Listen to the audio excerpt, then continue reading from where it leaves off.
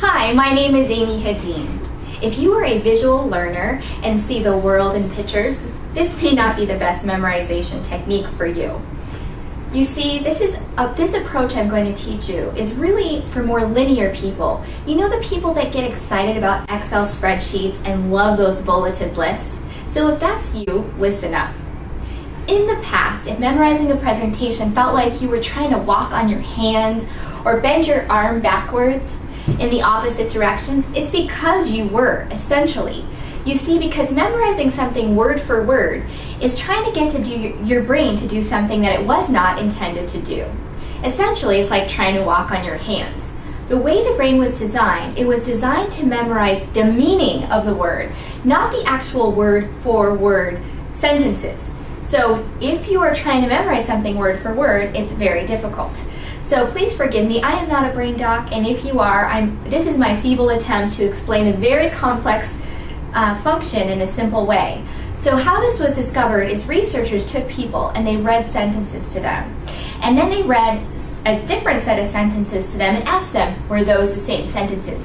And when they reviewed the video with these people, they were shocked to realize they were completely different sentences, even though they thought they were the same. And the reason why is because the sentences had the same meaning, yet they were completely different sentences. So researchers realized we store things based on the meaning, not on the word for word within a sentence, okay? Second, we store things in a very disorderly fashion. What I mean is that things are not stored, if you have a long script, it's not stored in a tidy little perfect box in your brain. It's stored all over the place. And have you ever heard people, when they're speaking, say and ah? It's because they're trying to access that next file. So the way that I coach someone to stop doing that is I say, hey, just pause.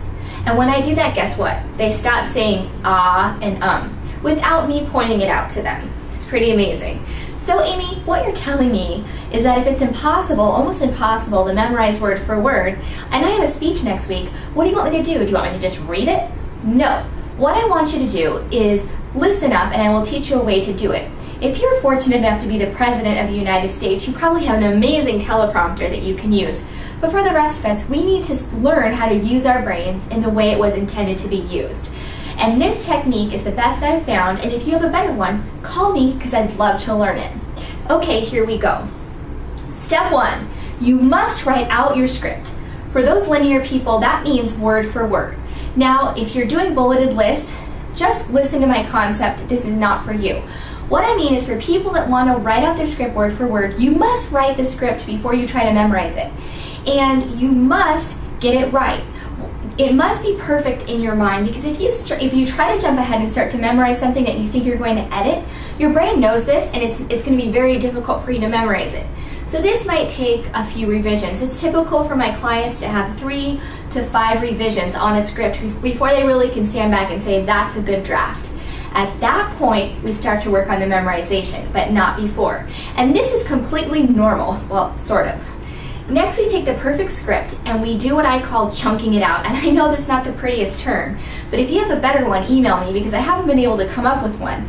But in reality, what we're doing is chunking it out is taking that long linear script and it's breaking it into logical chunks. These chunks represent a couple sentences, a natural break in the speech. Maybe it's a story, a few key concepts within each chunk. And the speaker needs to decide where those chunks go because it has to make sense in their mind.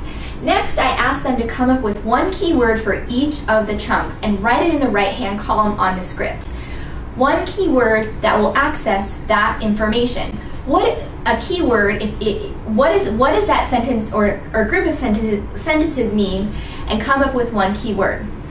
Sometimes this takes some massaging because as we rehearse, they want to switch out the keywords, and again, that's completely normal. But at the end, you should have a script with keywords written down. And then what we do is we memorize the order of those keywords backwards and forwards, okay? So we literally rehearse those keywords until we know the structure, and that creates a structure in our brain. It's kind of like the structure that you build everything else upon. The next thing we do is we take the chunks and we create flashcards. Remember flashcards in school when you were trying to memorize a language? Well, the same concept appears here. And so if you have a 5-year-old that can read, you can bribe them to help you. And what you do is you create these flashcards and have them hold it up And you can only see the keyword on the back, and then you have to tell them everything on the other side of the card. And so you continue to rehearse this until you know all of the meaning of each card. Now, notice I did not say word for word on the back of each card. What I meant is until you get the meaning or the concept of the sentences. You could say it differently each time as long as you hit all of those concepts. Whoa, Amy, what you're telling me now is a little bit foreign. Maybe you're a scientist, maybe you're an engineer, and you're used to everything being perfect, and we appreciate that. Because when you do it right, bridges don't fall down, and I can go to the doctor and know I'm going to get great treatment, okay? But for the sake of a presentation, the most important thing you can do is make that connection with your audience.